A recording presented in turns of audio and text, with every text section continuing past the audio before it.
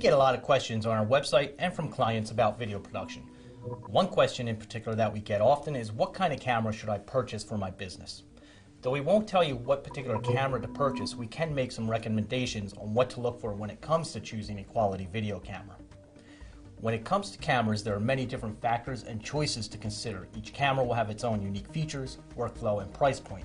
The price can range from a couple of $100s to tens of thousands of dollars, so it should not be your lone factor when making a purchasing decision. So without further ado, here are 7 recommendations to help you choose a professional camera. External audio inputs. Choose a camera that has external audio inputs. This allows us to capture quality audio from a microphone as opposed to using the built-in microphone on the camera. Here you can see we have a mini input allowing us to connect any type of external microphone to this camera.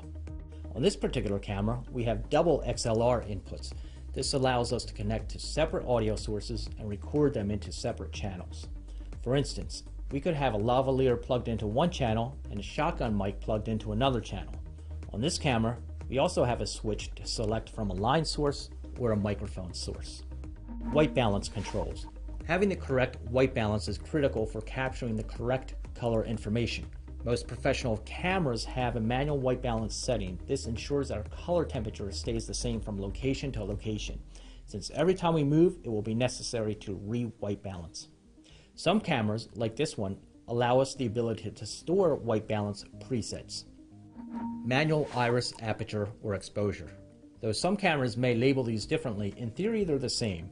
The iris determines how much light is being let into the camera. Professional cameras allow us to adjust our iris levels, thus giving the shooter control over how much light enters the camera.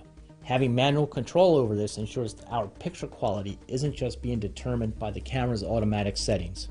Cameras have a manual iris will probably also have a button called zebra.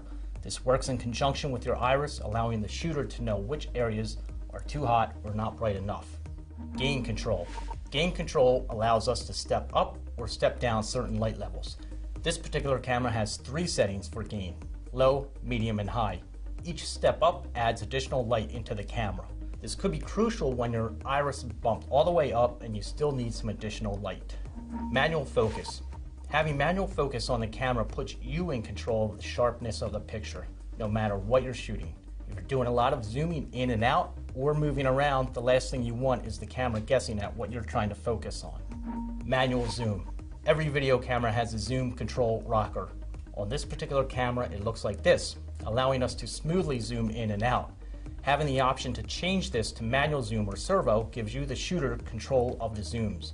Though it may not be as smooth, it does allow us to do very fast zooms in and out, and it also saves on battery power if you have those long days out in the field. Neutral density filters.